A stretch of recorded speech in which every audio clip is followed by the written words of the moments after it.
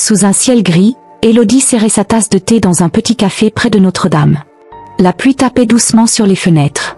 Elle regarda son ami Dahan et murmura « Après notre mariage, tout a changé. Il a pris mon argent, mon téléphone, tout. Il disait que c'était plus simple comme ça. » Elle fit un sourire triste. Ensuite, il a décidé de mes vêtements, de mes amis, de mon temps. Élodie s'arrêta, les yeux fixés sur sa tasse froide. Si je ne voulais pas aller à une soirée parce que ma fille, Nor, était malade, il criait. Une fois, il a tapé le mur juste à côté de moi et a hurlé « Tu n'as pas le droit de dire non ». Elle soupira, la voix tremblante. Tu comprends? Il me faisait sentir que je n'étais rien sans lui. Et pendant un moment, j'ai cru que c'était vrai. La pluie tombait plus fort, cognant sur le toit du café. Élodie et Dahan restaient immobiles, écoutant le bruit. Élodie parla plus bas. Il y a 1 an, la nuit où il est mort, il était en colère. Il m'a appelé depuis sa voiture, criant parce que je n'étais pas à une fête chic. J'étais à la maison avec Nor. Elle avait de la fièvre, elle pleurait. J'ai raccroché. Elle avala sa salive, comme si les mots étaient lourds. 1 heure plus tard, j'ai entendu des sirènes dans les rues de Paris. Je ne savais pas que c'était lui au début. Puis, Marthe, sa mère, est venue chez moi. Elle m'a regardée et a dit « Tu es la malédiction qui a tué mon fils. Tu n'as jamais fait partie de cette famille. » Élodie posa sa tasse, ses mains tremblaient légèrement. Après ça, elle m'a fait vivre un enfer. Des mots méchants, des regards qui faisaient plus mal que des claques. Un jour, elle m'a dit de ne pas toucher aux photos, que mes mains portaient malheur. Élodie eut un petit rire sec. Presque 1 an plus tard, elle m'a dit « Sors d'ici ». Et c'était fini. Je n'avais nulle part où aller. Sa voix se brisa. Ma mère m'a dit « Tu as fait un mauvais choix, assume maintenant ». Père a raccroché quand j'ai appelé. Elle frotta ses mains sur son jean, comme pour effacer ses paroles. Je ne savais pas où aller. J'ai pris Nor dans mes bras et j'ai couru. Un silence s'installa. Dahan, sans un mot, glissa une serviette sur la table. Élodie la prit et essuya le coin de ses yeux. Je ne pleure pas pour eux, murmura-t-elle. Je pleure parce que, pour une fois, quelqu'un m'écoute sans me demander d'expliquer. Dahan se pencha en arrière, sa chaise grinça. Tu n'as rien fait de mal, dit-il doucement. Tu as traversé des choses très dures. Élodie le regarda, hésitante. Tu as peur, parfois, demanda-t-elle tout bas. Peur que si tu aimes encore, ils partent, eux aussi? Dahan fixa la pluie qui coulait sur les vitres. Tous les jours, répondit-il. Mais ce qui me fait le plus peur, c'est de ne plus essayer. De vivre comme si j'étais déjà mort. Élodie hocha la tête, ses yeux brillants, non pas de tristesse, mais d'une douceur nouvelle. La pluie continuait, régulière et douce. Ils restèrent là, sans parler, mais proches, partageant un poids qu'ils n'avaient plus à porter seuls. Le lendemain matin, une lettre arriva dans la boîte aux lettres de l'appartement qu'Élodie louait près de la Seine. Ses doigts tremblèrent en voyant le tampon. Un tribunal de Paris demandait la garde de Nor. Élodie resta figée, la lettre dans les mains. À l'intérieur, Nor jouait près de la fenêtre, chantonnant doucement. Dahan réparait une chaise dans la cuisine. Élodie s'assit sur le canapé et ouvrit l'enveloppe. Les mots étaient durs. Marthe voulait prendre Nor, disant qu'Élodie était une mauvaise mère, instable et négligente. Ses yeux se brouillèrent. Nor entra en courant. « Maman, qu'est-ce qui va pas ?» demanda-t-elle, voyant les papiers. « Est-ce que je dois partir? Ai-je fait quelque chose de mal ?» Élodie lâcha la lettre et serra Nor fort dans ses bras. « Non, ma puce. Tu restes avec moi.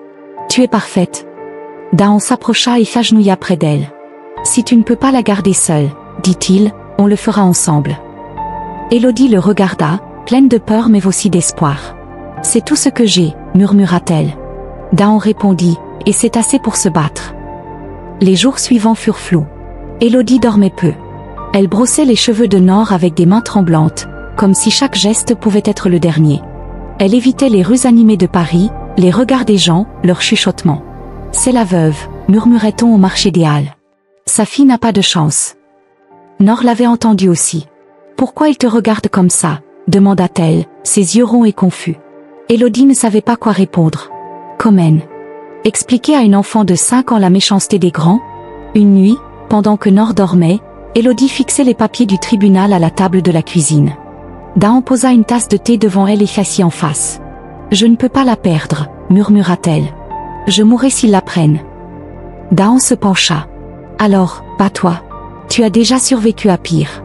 Et je suis là avec toi. » Élodie cacha son visage dans ses mains, tremblante.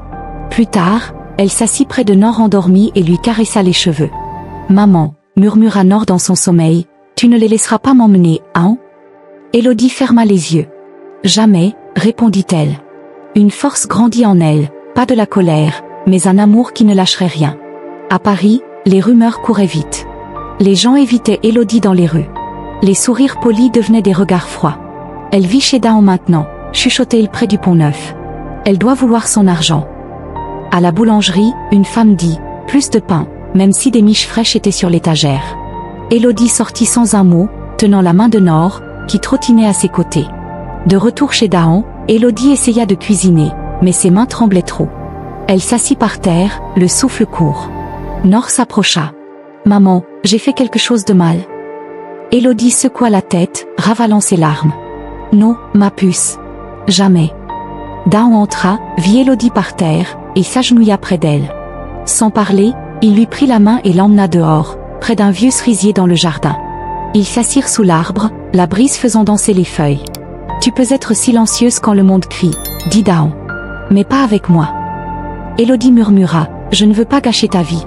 Les gens te regardent différemment à cause de moi. » Daon la fixa. « S'ils pensent que je suis fou de t'aider, ça m'est égal. Je suis content que tu sois là. » Élodie cligna des yeux, touchée. « J'ai l'impression que tout le monde voit mes échecs, » dit-elle. Daon arracha un brin d'herbe. « Moi, je vois une femme qui se bat, même épuisée. » Ils restèrent là, en silence, mais un silence qui parlait fort, un silence qui guérissait. Un matin, Daon brossait son cheval dans une écurie près de Paris. Une voix l'interrompit. Toujours la vieille brosse. C'était sa mère, Liv, dans un manteau beige bien boutonné. « J'ai entendu parler d'Élodie, » dit-elle. Daon continua de brosser. Elle et Nord avaient besoin d'un endroit sûr. Liv s'approcha. « Et toi, es-tu prêt à porter leur douleur ?» Daon regarda ses mains. Peut-être que c'est ce qui rend la vie plus vraie. Ce soir-là, Élodie prépara un dîner simple, des légumes rôtis, du pain, de la soupe. Nord était sage à table, essayant d'être parfaite. Liv observait, notant comment Élodie s'occupait de Nord avec douceur, essuyant sa bouche ou coupant son pain. Après le dîner, Liv invita Élodie sur le balcon. L'air sentait la menthe du jardin. « Je suis mère, je sais ce que le chagrin fait, » dit Liv. « Ce qui m'inquiète, c'est si tu pars et que Daon souffre. » Élodie répondit, « Je ne veux pas lui faire de mal. Si je pensais ça, je partirais. » Liv hocha la tête. « Je sais ce que c'est de perdre un enfant. » Le silence qui suit est assourdissant. Élodie murmura, « Je l'entends depuis un an. » Le lendemain, Liv prépara des scones. « C'est meilleur avec du miel, » dit-elle à Nord, qui frappa des mains. « Ça sent le biscuit. » Élodie, surprise, dit « Merci. » Liv répondit, « Les enfants se souviennent des petites choses, comme une cuisine chaleureuse. » Ce n'était pas grand-chose, mais c'était un début. Dans la salle d'audience, près du palais de justice, Élodie était nerveuse, assise près de Daon. Liv était derrière, calme mais présente. Quand le juge parla, Élodie retint son souffle. « La garde reste à Élodie, » dit-il. Un silence profond suivit. Élodie se tourna, les yeux pleins de larmes. Liv serra la main de Daon, et un petit signe de tête dit tout. Ce soir-là, autour de la table, Nord parlait de ses crayons et d'une amie qui lui avait donné un autocollant brillant. Élodie écoutait, le cœur plus léger. Daon passa le pain, Liv servit de la soupe. Ils ne parlèrent pas beaucoup, mais ils partageaient plus qu'un repas. Ils partageaient une vie. Quelques jours plus tard, Élodie et Daon jardinaient près de la tour Eiffel, arrachant les mauvaises herbes. Nord dessinait sur une couverture, chantonnant. Élodie s'arrêta. « Tu penses que les gens restent seulement s'ils ne connaissent pas toute l'histoire ?» demanda-t-elle. Daon sourit. « Je vois tout, Élodie. C'est pour ça que je reste. » Élodie sentit son cœur battre plus vite, non pas de tristesse, mais d'une joie nouvelle et fragile. Le soir, sur le balcon, ils s'assirent sur une vieille balançoire. Daon prit la main d'Élodie, sans rien dire. Le rire de Nord résonna dans le jardin, et les lumières de Paris brillaient doucement. La maison n'était plus silencieuse. Elle était pleine de vie, de famille, construite non pas par des promesses, mais par le choix de rester. Une voix douce, comme un souvenir, conclut l'histoire, ils n'ont pas commencé par l'amour, mais par la douleur. Jour après jour, ils se sont guéris ensemble. Si cette histoire t'a touché, souviens-toi, quelqu'un, quelque part, traverse des épreuves en silence. Tendre la main peut tout changer. Chez Histoires qui touchent le cœur, nous croyons en la force de la gentillesse et de l'amour qui reste, sans faire de bruit.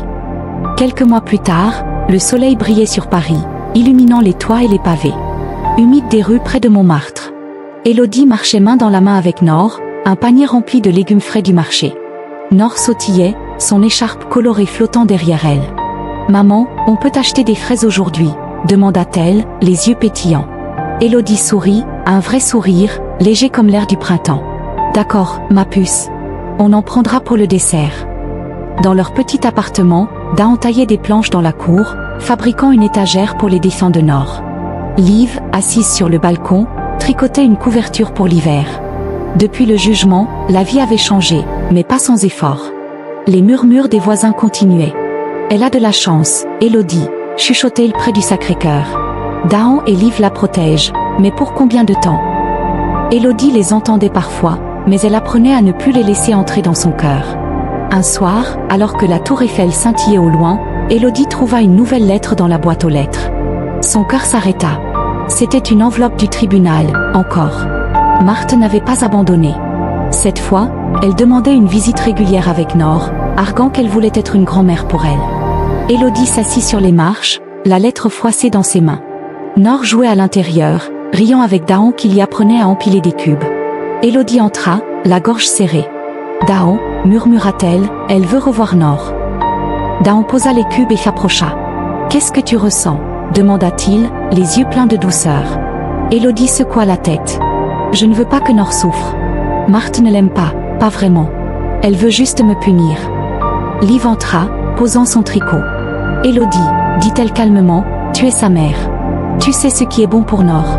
Mais parfois, laisser une petite porte ouverte peut montrer à tout le monde, même à Marthe, que tu es plus forte qu'elle. » Élodie fronça les sourcils. « Et si elle lui fait du mal ?» Liv posa une main sur son épaule. « Alors, tu seras là pour la protéger, comme toujours. » Cette nuit-là, Élodie ne dormit pas. Elle resta près de Nord, qui dormait paisiblement, une peluche serrée contre elle. Élodie se rappela les mots de Liv. Être forte, ce n'était pas seulement dire non. C'était aussi savoir quand tendre la main, même un peu. Le lendemain, elle écrivit une lettre au tribunal. Elle acceptait des visites courtes, mais seulement avec elle présente. Pour Nord, murmura-t-elle en cachetant l'enveloppe. Les semaines suivantes, Élodie et Nord retrouvèrent Marthe dans un parc près de la Seine. Marthe était raide, ses mots froids, mais Nord, avec son sourire innocent, parlait de ses dessins et des pigeons qu'elle aimait nourrir.